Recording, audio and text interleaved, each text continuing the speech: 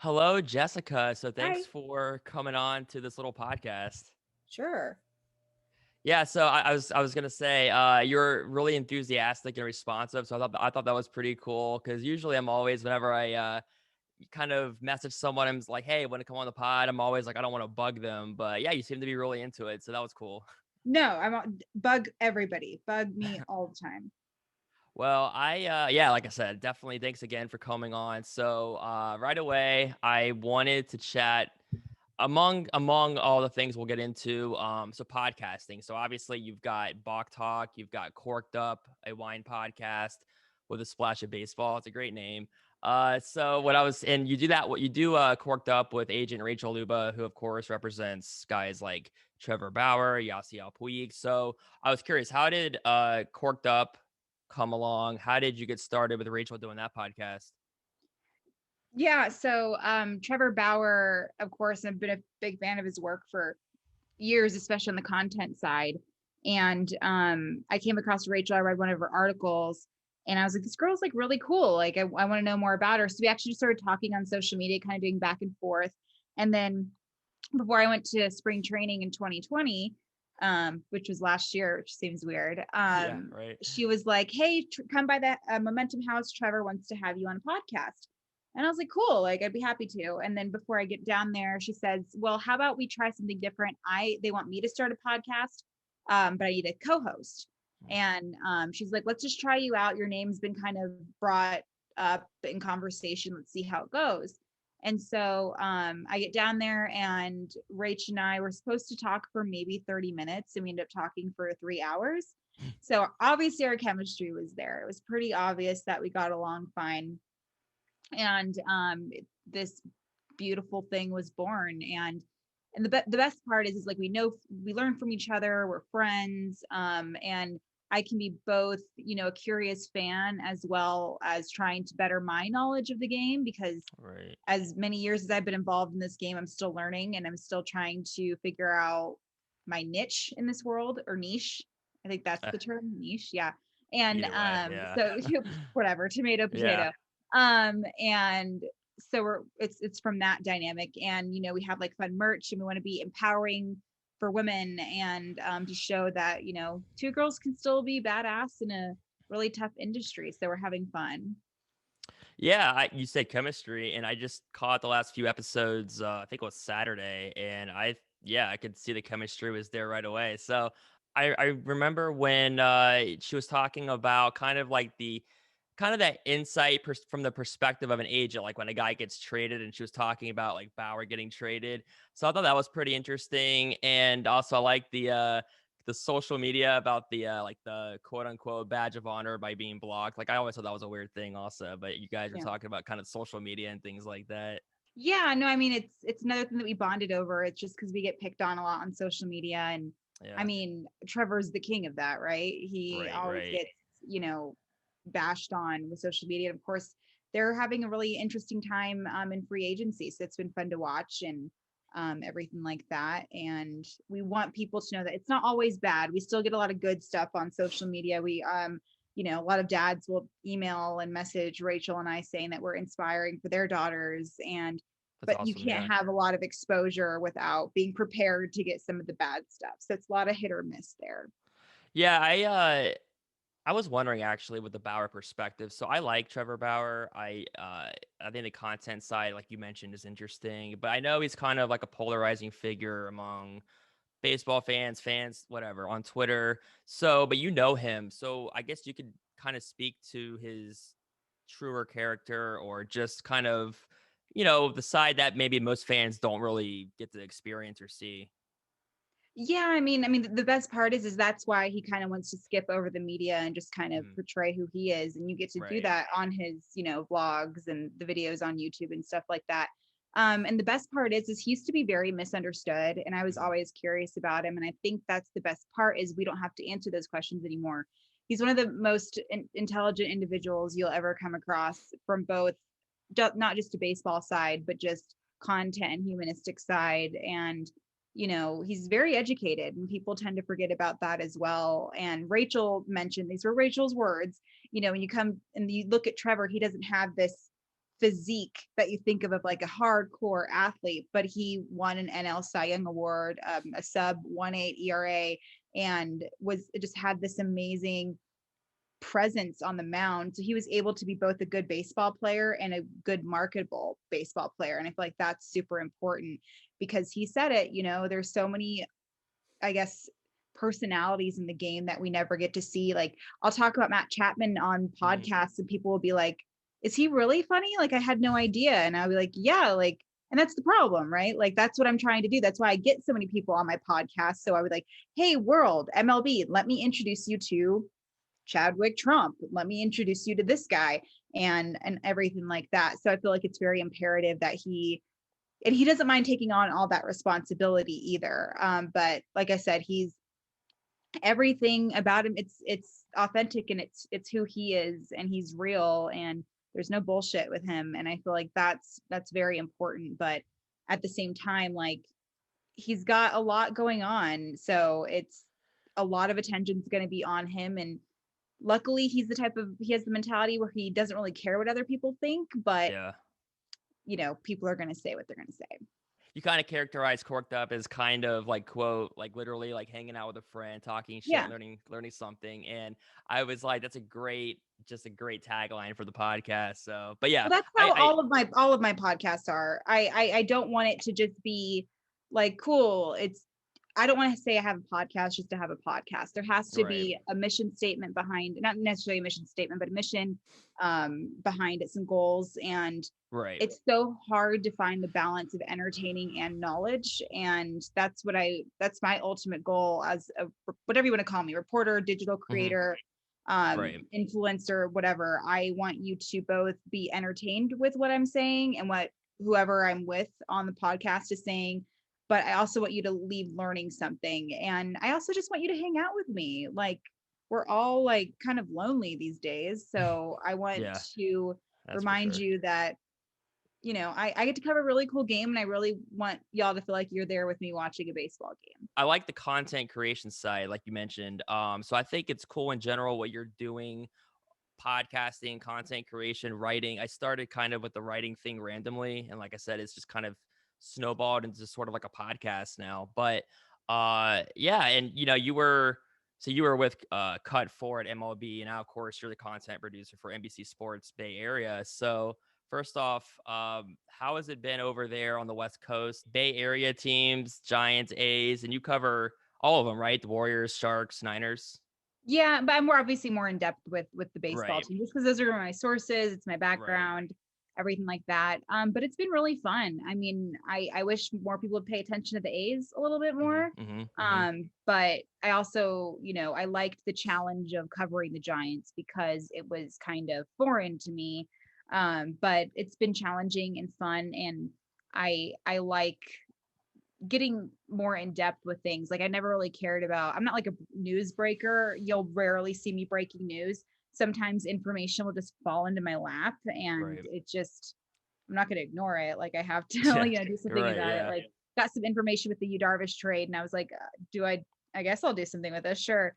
And so it's kind of like from that mentality, but I've really enjoyed like learning about the Giants and meeting them and figuring out how they tick. And it's such a historical organization, with especially in the last, decade or so. And that's been really, really fun. But I grew up an A's fan. So this literally is the dream job for me, the team I've always wanted to cover. And it's not just writing anymore. I get to do the podcast and I get to be on A's pre and post game and I get to be the reporter sometimes and, learn more about the front office stuff and get some more inside information and see what everybody wants to be reading about. Because if you guys don't care about the A's slash lines, then what do you want to learn about? So I have to kind of do more of the buzzy, fun stuff, and I get to be creative that way. And I think that's really cool too. And A's are really easy to write about the fun, funky stuff that I like, the stuff I used to do with Cut 4. But Giants, I've been trying to like let them like open up a little bit more, and they've been doing a really cool, great job of letting me do that. Yeah, I think the A's are just a really interesting team in general because they're kind of like that, small market, but they always, to me, it's always been that team that, you can't count them out. I remember seasons like 2014, I want to say. I don't know. It was in the last few years where they started out maybe kind of slow, but then they got hot, made the playoffs. But of course, they have their playoff woes here and there. But they're always a top team. At least lately, they've been a top team as far as a team in the West. I think they're kind of exciting in terms of just a lot of they're maybe underrated stars, people that players that maybe not everybody's accustomed to. So, what are your thoughts on, I guess, the Giants and the A's with this offseason? I know the Giants are kind of retooling, kind of trying to get back into like their contention window. The A's are trying to get over the hump in the playoffs, but I know it's kind of like two different teams, two different directions, I guess. But what are your thoughts with both teams as the offseason kind of gets going? Do you foresee any potential big moves that maybe the Giants make? I don't think they're going to make any big moves. No. I would love for them to bring a really strong pitcher onto the team. But that's the thing. It's like these pitchers that they're bringing on, it's like 1-year deals or, Right. qualifying offer deals. But I mean, my dream, this is a hypothetical and probably 98% chance it doesn't happen. I would love for Trevor Bauer to sign with the Giants for one Right. season and just to piss off the Dodgers. Mind you, Hmm. this is my fantasy. Let's reiterate, this is not going to happen. But I would Right. love for him just to piss off the Dodgers, and that may, like, for one season, knowing that, you know, we're probably not going to win the World Series, but I'd like to piss off the top two teams. But then while this is happening, probably not going to obviously sign with the Padres, as the Padres just brought in two really big pitchers. And so this will still be exposure from the Padres front office to be like, hey, I kind of like this Trevor Bauer guy. Like, maybe I can bring him on the Padres next year. And so that would be kind of cool just to have him have fun for one season and then Yeah. sign with a multi-year deal for a place like the Padres, the Dodgers, or something like that. Because I mean, like, he went to UCLA, so he knows the Dodgers, but it's the agent's a big Giants fan, and Hmm. there's really some cool things that could happen with Trevor. But either way, whatever team he ends up is going to be great. Going back to the Giants, though, they just signed Kirk Casale, and that's going to be an interesting. I mean, the catcher actually situation's pretty cool. You're going to get Buster Posey back, maybe not a Right. great production guy at the plate, if his hip is 100% better, but to be able to groom some of these kids is going to be really, really cool. Chadwick Trump, my favorite guy ever. I hope y'all listen to my Bach Talk episode with him because you'll fall in love with him. He's fantastic. And for pitching wise, Gossman did the qualifying offer. They brought in Anthony Des Sclafani. I always know how to It's a pronounce tough it name, until right? until I'm on the spot, and then I Right. can't Right. pronounce it. And so they have like the starters kind of taken care of. The bullpen looks solid. Infield definitely looks good. Jason Bossler is going to be kind of like their platoon guy, Chad Pinder-esque, if you will. And that guy's, I have a Bog Talk episode with him too. He's my type of player where utility, diverse, power that hasn't quite peaked yet, hard worker, my type of bro, love it. Probably see him platoon with Evan Longoria quite a bit. Mm. Outfield Right. looks good. It's the first off season. Alex Dickerson doesn't have to rehab an injury. We're doing amazing. So I mean, they're solid, but like I really Yeah. think that they're in the perfect spot for rebuilding, and they have a Yeah. strong farm system right now for the first time in a long time. And that was Farhan Zaidi's main thing. Like, you want to get the young players and you want them to either be great to eventually get to MLB. And I know that's like the main thing, the main Right. objective, but I Right. really think that's what he's going to do instead of flipping them and for trading and stuff like that. I really Mhm. think he just wants to, find the next Mike Yastrzemski because he's just been killing it too. And I like, he's just such a superstar and his story is great. Wonderful human being, was also on Bach Talk, and all of that. So I think they're kind of headed in the right direction. I don't foresee them making any big moves this season. Right. If they do go for that Japanese pitcher, Mhm. maybe, but I don't know. Because I think they have he has until Thursday to decide what he wants to Gotcha. do. But he's of course a little nervous because of COVID over here, Mhm. and I don't blame That's him. true. A's, dude, I have no idea. Yeah. I don't foresee them doing anything as far as I don't think they're going to bring Simeon back, which is totally Interesting. fine. Simeon's worth the world. Right. Robbie Grossman, of course, won't be back, which kind of bummed me out. I was hoping he would return. But I mean, infield wise, no matter what they do at shortstop, they still have Matt Olson and Matt Mhm. Chapman, who Chapman's, of course, going to be back this season. Olson struggled at the plate, batting average wise. He got lucky when getting some RBIs and those hits and everything like that. Second base, you have a platoon situation, Tony Kemp and Chad Pinder. Catcher, they're wonderful. I would like for them to bring on a veteran pitcher. I like the idea of Corey Kluber, but I don't know if that's going to Oh happen. I yeah. think he's been kind of looking at maybe the Red Sox were trying out for them. Right. Maybe I loved an idea of Lance Lynn, but of course that's not going Mm. to happen. White Outfield Sox. looks Yeah. good though, so I think if they can bring in a veteran pitcher that would be a starter. That'd be great. Maybe one or two bullpen guys, just because the A's really need to keep doing that strong reputation with the bullpen. They're not going to Mhm. bring Liam Hendricks back, of course, and Jake Diekman looks to be the closer, so they need some more setup guys. But believe it or not, I think the A's are pretty solid. I mean, they're Yeah. going to lose a couple of guys, of course, but the pitching looks really good. Bassett's back. If Manaya, Montes, and Jesus Luzardo have a good season, that's killer. And then Puck looks to hopefully be a part of that starting rotation. If not, he could be a bullpen guy as well. That's what Bob Melvin told us. Mhm. So between the two teams, like they're solid. I think they just need like Right. some of those insurance guys that can kind of help in case of injury, or just like obviously every single team loves a pitching depth, no matter how. There was one year I think the Houston Astros had so much Mhm. depth in their pitching, their starting rotation, and their bullpen. They still wanted more pitching. You can never have too much Yeah. pitching. It's like money. You can never have too much of it. Right. So they look pretty good so far. I'm actually really looking forward to covering the Bay Area. I'm a little nervous that the A's are going to have a minor setback because of losing some of these big names. And there's going to be a lot of competition this season. But you never know until it gets started. And then on the Giants side, I've talked with a few people who kind of write and cover the Giants, and I know they were kind of yeah, they were kind of looking at it as not necessarily ready to contend, like maybe probably not for the playoffs right now, but they're trending upward. And I asked them their thoughts on Gabe Kapler, as the first year manager last year. What were your thoughts when they brought in Kapler to, replace, of course, Bruce Bochy? You can't replace a Bruce Bochy, just so Right. we're out there. But Yep. it was kind of a controversial hire at Yeah. first. Right. I was kind of surprised. But then as time went on, I I with my surprise kind of flipped.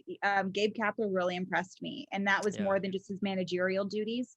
To go to a liberal area and stand by kneeling for Black Lives Matter, I immediately was in awe and had so much respect of Gabe.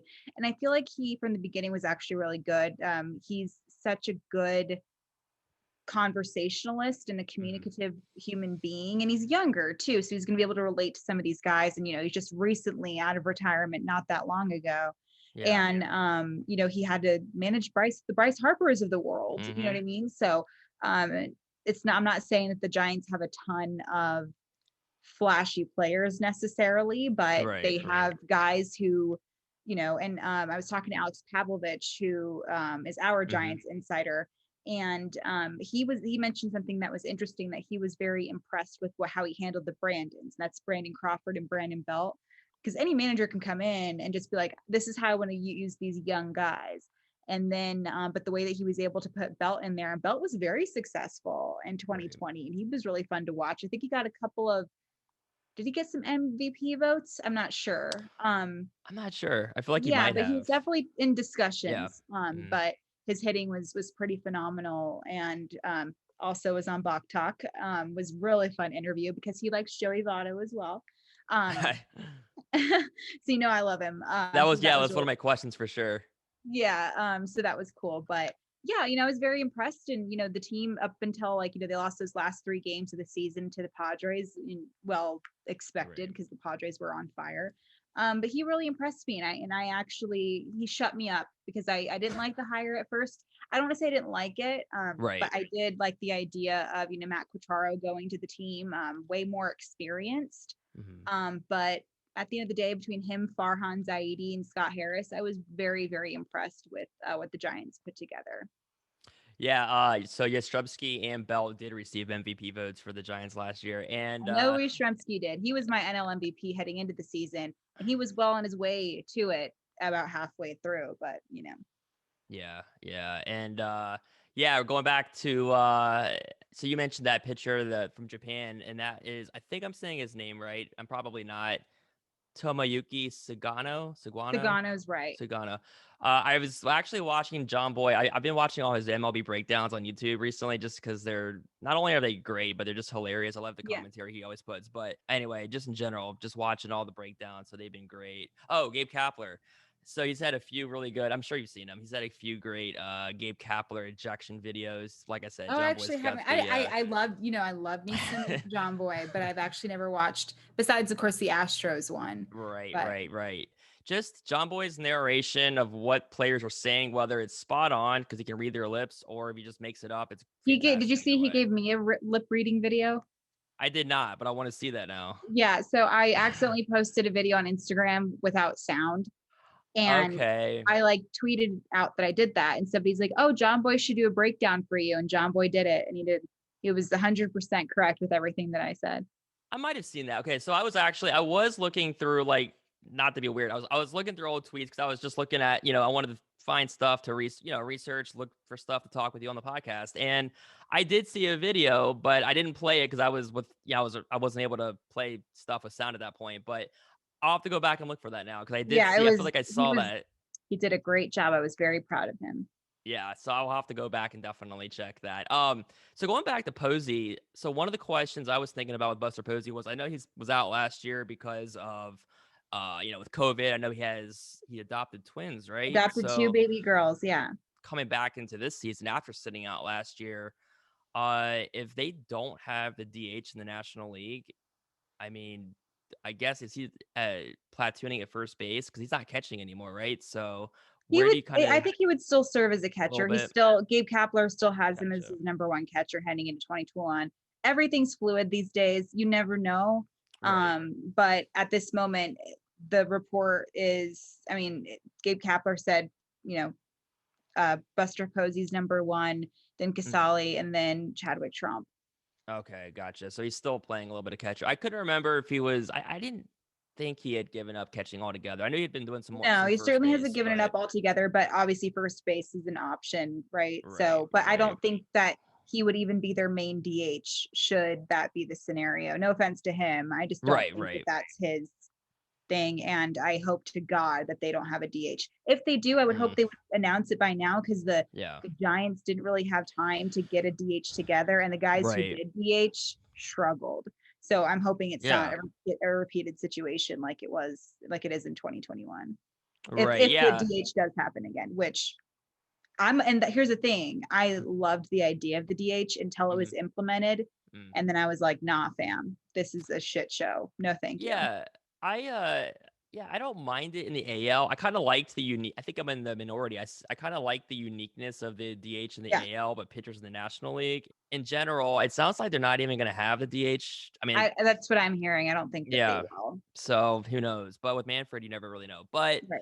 we'll see how that plays out. But so I was curious too. So kind of going back to your everyday job and work and everything. I'm sure you do. Do you have, or what is your favorite maybe career highlight or a moment or an Cool. interview that you've done? Because so real fast, I know you talked with Doc Emmerich from the NHL, which I think was just awesome. I mean, the guy's a legend, obviously, but you've already referenced so many awesome players that you've talked to, which I think is great because that's what you do. I'm shocked that I get to reference those like every day. I Right, can't be like, right. I get to brag about like that. Because at first I was like, because I get asked that question a lot, like who was your favorite interviewer and interviewee, I should say. And I'm so lucky that I can't think of just one, Yeah, I mean, and it's like, so I think it's cool when I get to talk with people like you or people that are established, like whatever, like And that the means the world to me too. I don't right, think it's a lot of imposter syndrome in this industry, I tell you. right, yeah. I mean, like, I think it's cool when I get to trade DMs with, like I said, Dan Schulman or you. You were very responsive, which I really appreciated because I would totally have understood if you were like, yeah, sure. And then that was that. But not that I didn't want to bug you or anything, but you were like No, responsive. And I was like, that's cool. So, Yeah, I know it for me. The reason why I like doing this is like, I'm a college dropout, and Mm-hmm. I Oh, want wow. people to, yeah, I don't want people to know, to think that like they need a fancy schmancy education to do Right. this. I think education is very important. It's a beautiful thing. I Mm-hmm. just was a shitty student. I didn't like it. So I want people to know that everybody has like their own journey. It doesn't even have to be sports media, right? It could be Yeah. anything. And for me, it's good practice for me because eventually I want to do like more like speaking engagements, Yeah. and I'm always on TV and on camera and on radio and stuff, and it's good just for me to practice with that. But I'm so a lot of time if I don't do it, it's just because I don't have the time because my schedule's all over the place. So it's never about like I don't want to do this. It's just sometimes I just don't have Oh, the bandwidth. trust me. No, I totally get that. Yeah. I like earlier today, or a couple days ago, I reached out just, like I do. I'm like, hey, Patrick Mooney, with the Athletic covering, the Chicago Cubs. I was like, hey, would you want to come on the podcast? And he got back to me and he was like, sorry, I have projects, maybe later. I'm like, yeah, it's totally cool. Like, no worries. I get all of you are very busy and I totally get that. So whenever you're able to come on, it's always like, wow, this is great. This is awesome. But yeah, like I said, I think it's cool. I think it's great what you've been able to do as far as your content. Your Twitter profile is fantastic. All the Thank you. humor, the tweets, the interaction's great. So keep doing that. I think so. Like I said, I think it's cool. And I get to talk with people like you or Dan Schulman or whoever. And I'm sure for you to talk with like Doc Emmerich or Matt Chapman or any player, it's like you said, it's like a dream basically, right? Like you're like, wow, I can't believe I just talked with so and so. And I'm sure they're people like us, but still, it's like they're huge Yeah. figures. And I think, because obviously I've always loved baseball, right? Hmm. So, and as time went on, I mean, my interview with Joey Votto was just a beautiful day in and of Right. itself because my bosses surprised me with that A's coverage. I was not Hmm. supposed to cover that game. It was the A's versus the Reds. And I was like, why am I scheduled to cover the A's Reds game? Wait a second. And my boss was like, oh, yeah, I need for you to give me that Joey Votto interview. And I was like, I mean, cool, cool. Like, I was just like, yeah, I mean, whatever. If I have Right. time, I'll go do it. So Yeah. I interviewed him, and it was cool because like I emailed the Reds ahead of time, like, hey, I'm going to interview Joey Votto, and he actually approached me in the clubhouse. And he's like, hey, did you need to talk to me? And I was like, yes, Joey Votto. But like, it was also really cool because I wasn't like fangirling by any means. It was Right. like, okay, Jess, you're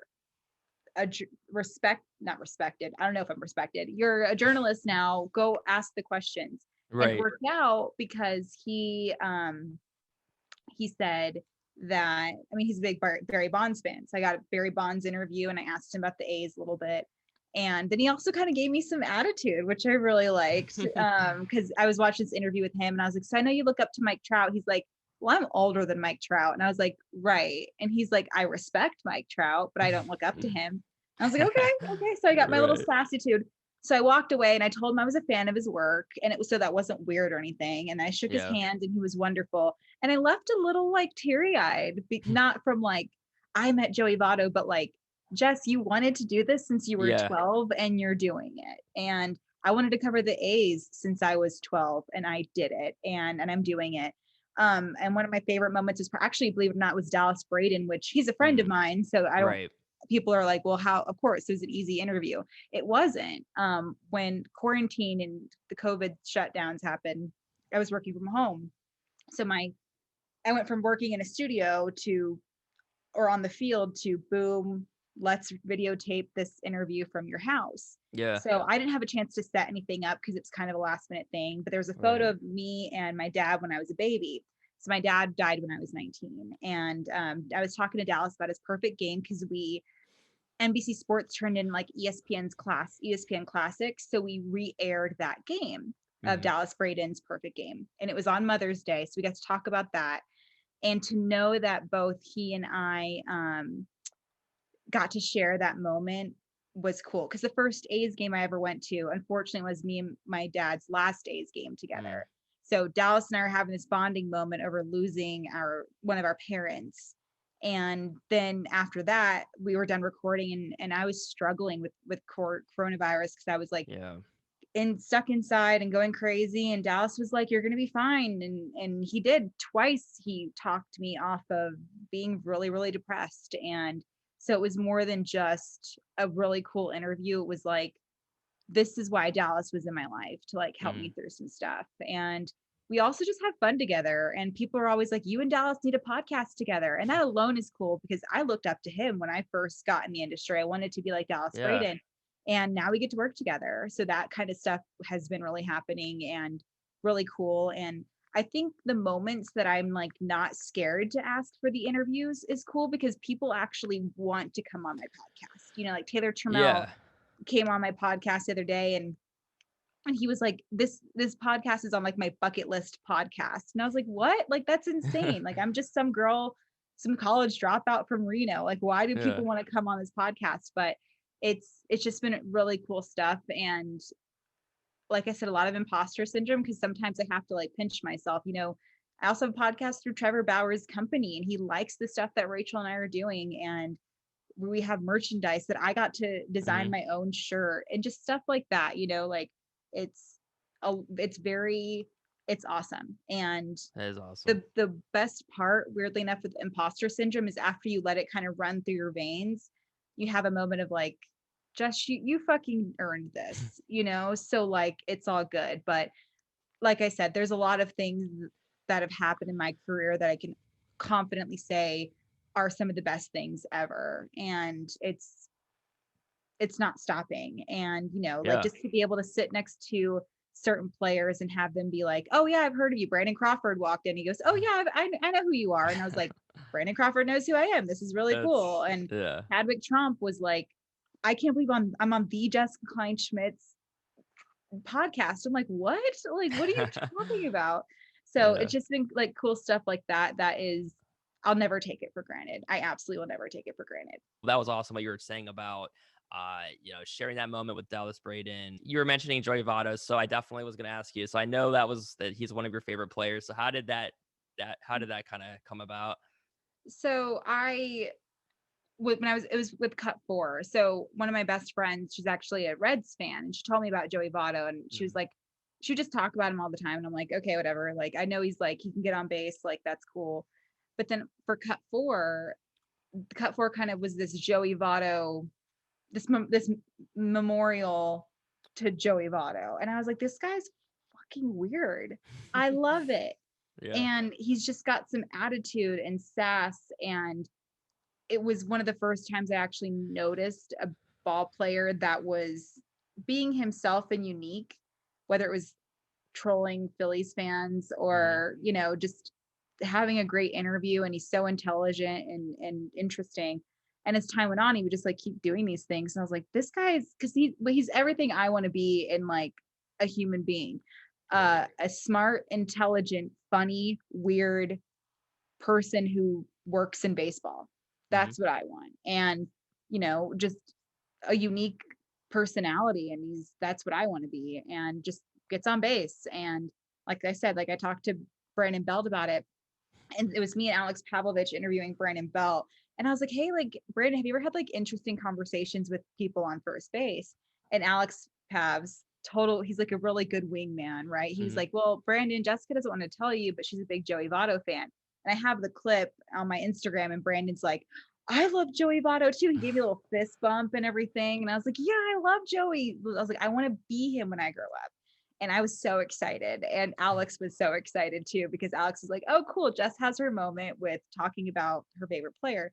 And so it was just kind of like from that. And then obviously I finally got to meet him, and they say never meet your heroes, but he was phenomenal. He was great to me. And yeah, so it's just kind of been like that ever since. However, my love for Mike Yastrzemski's sometimes been overshadowing Joey Votto. I'm a huge Yastrzemski because I've interviewed him 3 different times, Yastrzemski, for both of the podcasts.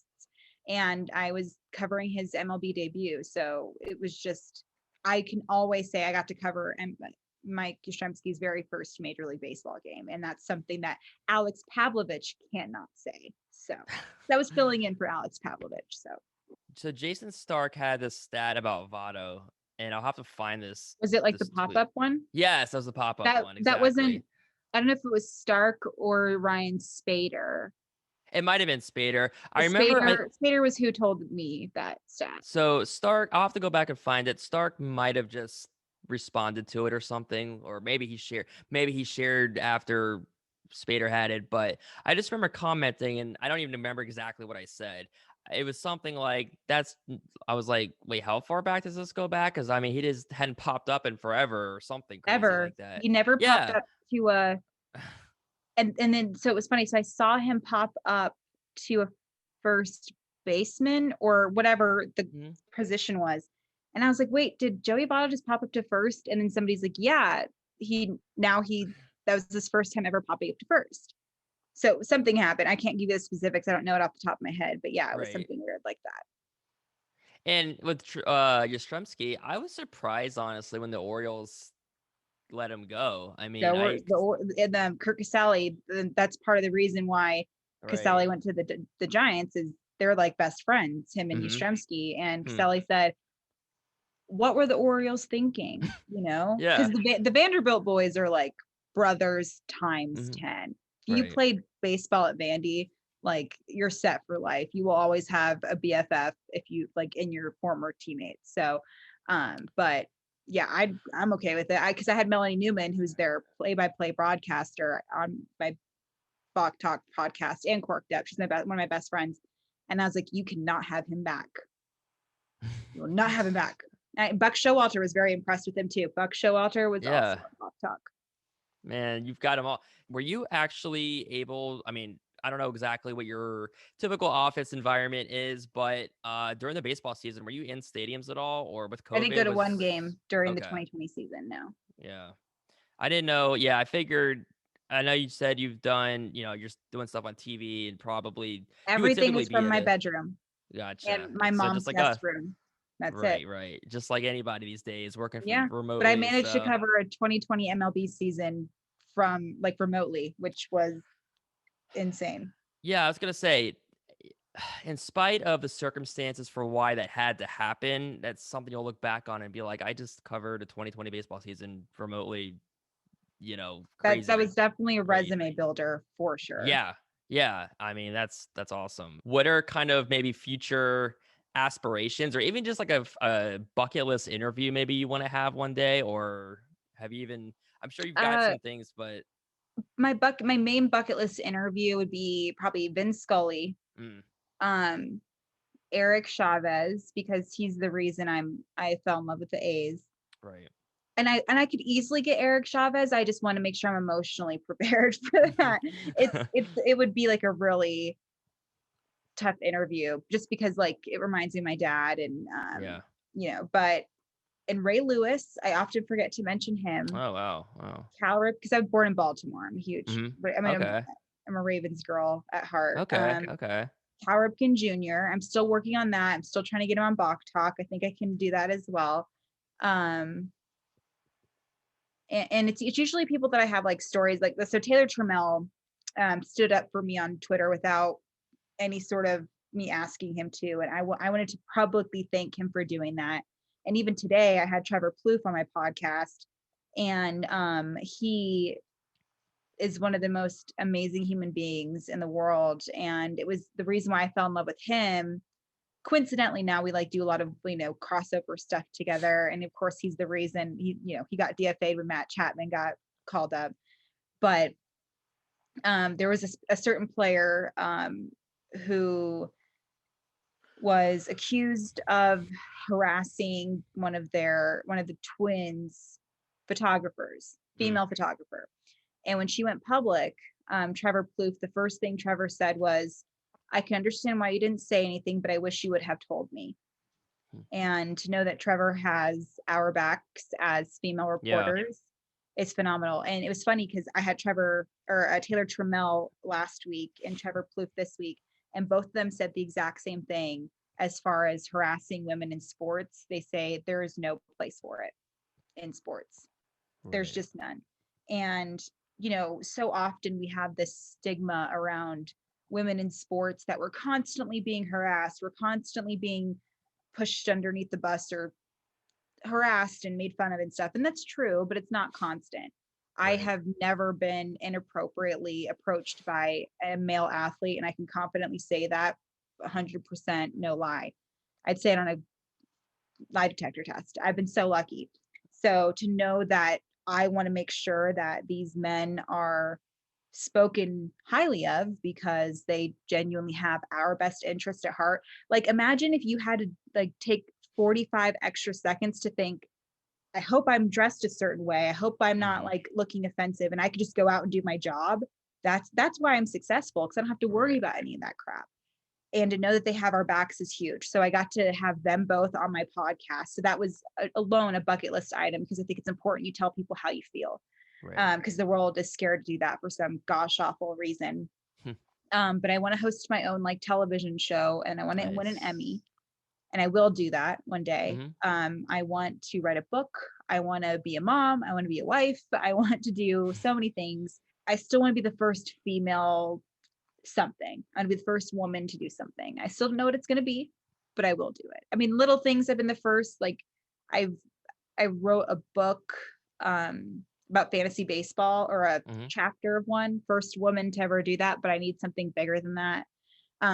So that's another thing on my bucket list. And to, yeah, that's other stuff too, but things kind of come and go. And Kim Ng was obviously the first female GM in Major League Sports, obviously going to the Marlins. yeah, so same thing. I heard about her name forever, and it was Mhm. always, she almost got this job. She Mhm. almost got this job. So Right. obviously, covering the Giants, Farhan Zaidi is the team's new president of baseball operations. Well, new a couple years ago.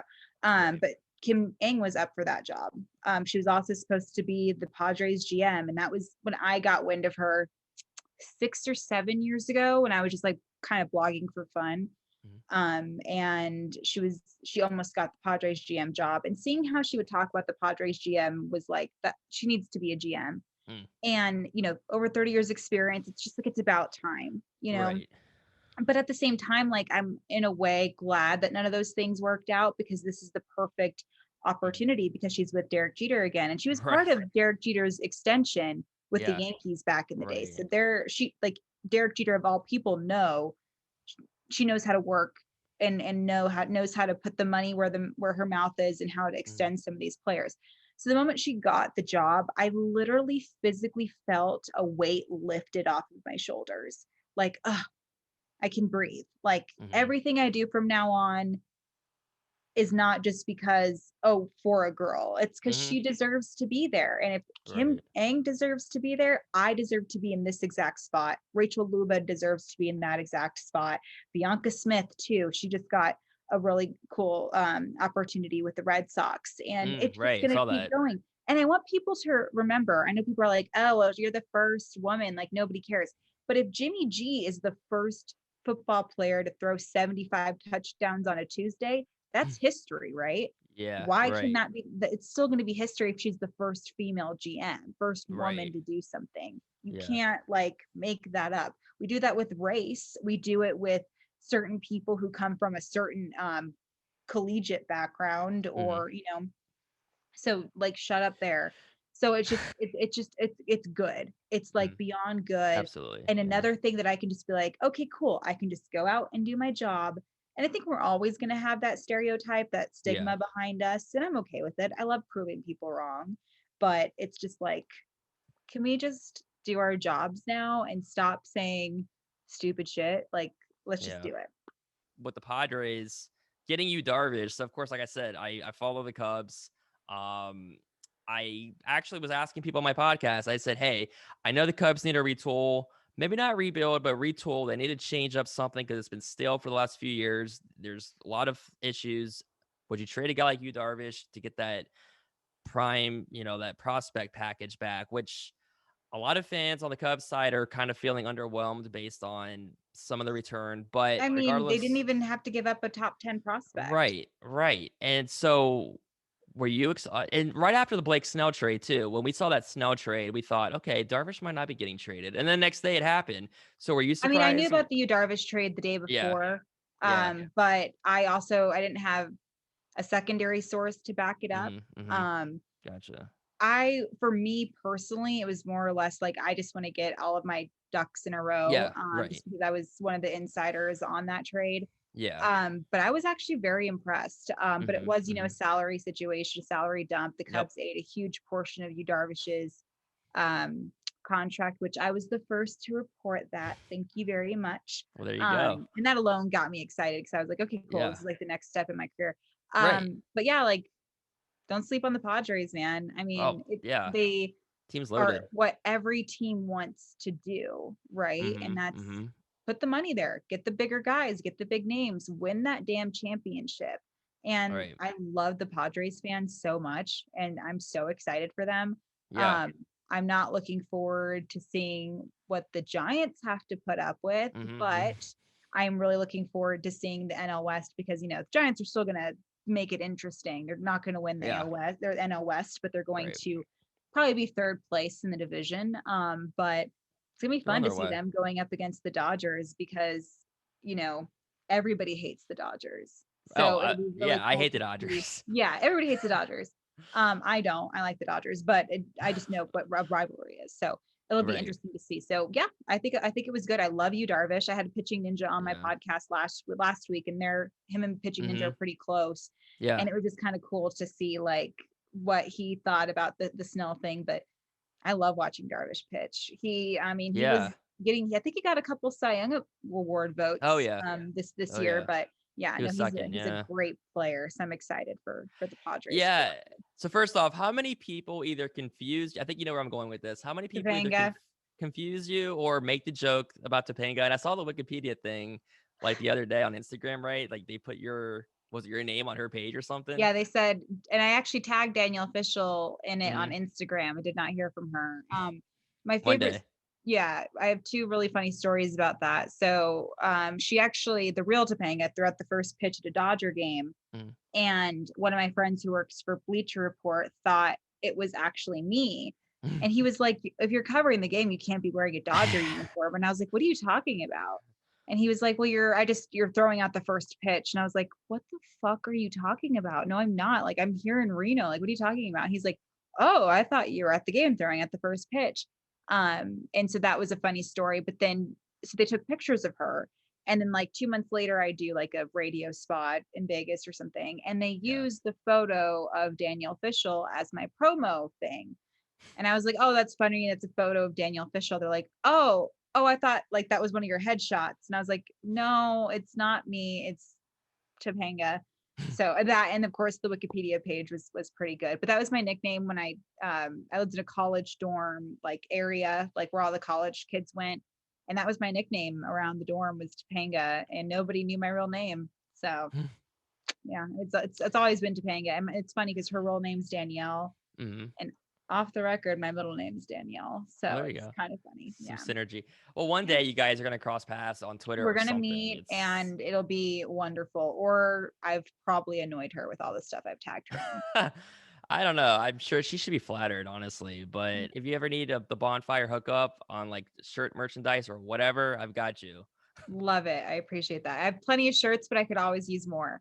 We can always figure that out. But Yeah. yeah, thanks again for stopping by. It was great talking with you. I had a lot of fun just learning about kind of everything up to this point that you've been able to do. We're both 32, so I feel like you've done a lot, which is awesome, and you have a million things to do still. So it's just been great chatting with you. Yeah. Thanks for having me. And let me know if you ever need anything. Okay. Will do. All right. I'll definitely do that. So yeah, thanks again for coming on. Of course.